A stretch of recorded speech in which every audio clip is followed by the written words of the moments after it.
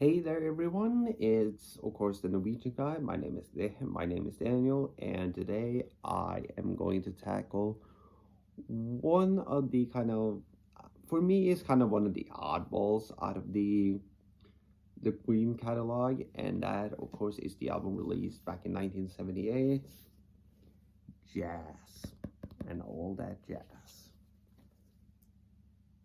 These guys, of course, in the studio. Um, yeah. Um, this to me is kind of an interesting album where Queen back in the day kind of really had a big brash and bombastic sound to it. This one feels a little bit more kind of boxy, and yeah, I think kind of the sound quality on this album really is kind of lackluster. I mean, so the songwriting is still kind of there, but I don't think it's nearly as strong as the album that came before it and the album that came after it. So, uh, but let's just get right into this. Of course, the album opens up with Mustafa Ibrahim. I mean, it's probably a song that probably would get canceled today. Uh, but it's supposed to be kind of a nice homage to Freddie's ancestry. So I mean, of course, he being of I think it's called so. Is it Zoroastrian heritage? I believe it is. So I think because he's kind of partially Iranian Indian, I think that's a pretty cool idea, and I also like the sonic texture of that tune. Uh, Not necessarily the biggest Queen classic, but I think it's definitely much more provocative nowadays, and I think that somehow makes the song even cooler. Uh, but then of course after that we get Fat Bottom Girls, which is a Queen classic, and of course every guy I think can understand this song because every guy, there's no guy out there that doesn't like a fat bottom girl, and if you're not, you're lying to yourself. So so yeah, I think it's a cool rocker. I think it definitely has a bit of a sass to it, of course. The and yeah, the lyrics are kind of cheeky, no pun intended. uh but yeah, I think it's definitely an enjoyable rocker. Then we get Jealousy, which is kind of too sugary sweet for me. I almost feel like I'm about to become a diabetic after I listen to it, so not necessarily the biggest fan of it. Then of course you get Bicycle Race, which of course is kind of a silly fun tune. I mean, I can't help but to look at this wonderful gatefold. I'm sorry. Um, but I really enjoy Bicycle Race. It's definitely very fun. I think it's probably the first time I've ever heard a bicycle bell on that bell ringing sound on a track before, and I had never heard that bicycle bell on a song before, and I think that's pretty cool. I was like, whoa, what's that? And yeah, I really do enjoy it. Although I must say, we all know Freddie did like Star Wars.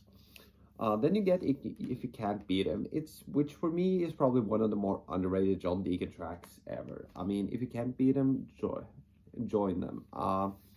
And I think it's just such an uplifting song, honestly, and I think a lot of people need to check that one out.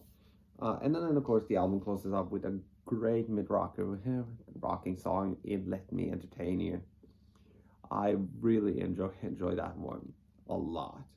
Uh, and then of course we flip it over and we get ding ding ding ding ding ding ding ding ding ding ding ding. Okay, I think that was very good, but you know what I mean. You get that chugging guitar riff for Dead on Time, which I really enjoy. I really enjoy that song a lot, and I think it's absolutely one of the absolute blistering blockbusters on this record. Then we get it's only in only 7 days, which of course is about a summer fling, and of course, which one of us hasn't had that? I mean, just a flash in the pan that just starts just as the summer breaks, either you're going on a holiday, and then of course it starts on the Monday, and by Sunday it's all gone. The passion is gone. So I, yeah, I really like this one. It's definitely a very sweet song. It's definitely, if I had to pick between Jealousy and In Only 7 Days, I'll take In Only 7 Days any given day. No pun intended, of course. Then we get Dreamer's Ball, which of course is supposed to be their kind of little homage to Elvis Presley. Um, and I think it's very enjoyable. It's probably a little weird listening to it now, but I guess in the context of the time, it definitely does work. So I'll give it a pass on that. Then we get of course get Fun It, which is their first little stint at disco, which I think is actually kind of works. I mean, it's not a foreshadowing of what's to come either on Hot Space or with Another One Bites the Dust. It's supposed to be kind of just a simple throwaway kind of funky disco tune, uh but yeah, it's okay. I mean, it doesn't stack up necessarily to Another One Bites, excuse me, to Another One Bites the Dust, but I think it's enjoyable enough. Then you get Leaving Home Ain't Easy, which honestly I think is just okay. Not necessarily the biggest fan of it. I mean, it's not bad, but it doesn't really hit home for me. Sorry, no pun intended. I have a lot of puns today for some reason. I'm sorry.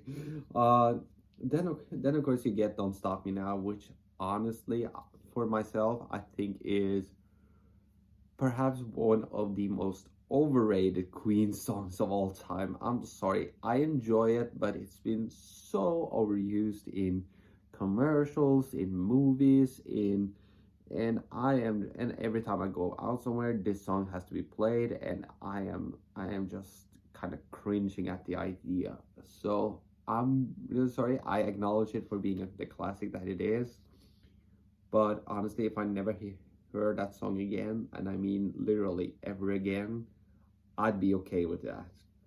Um, but then, of course, it finishes off with All That Jazz, which, of course, is kind of a reprisal of different themes from throughout this record. And I think that's a pretty cool idea to kind of close out the album like that. And honestly, would this be the album to start off with if you were a Queen fan? If you were just starting to get into Queen? Uh, I mean, maybe in the top like five. Yeah, sure, I guess.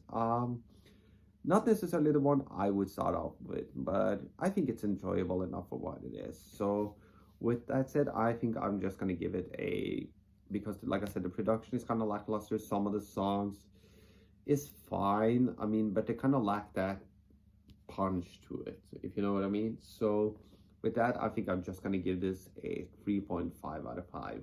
Not necessarily the most enthusiastic one at that, but it definitely earns it. So with that, I'm just gonna head out. So make sure to like, comment, subscribe. Make sure to tell me why you like the album, why you don't like the album. As long as you're being civil and open-minded about it, we can have a lively discussion about it.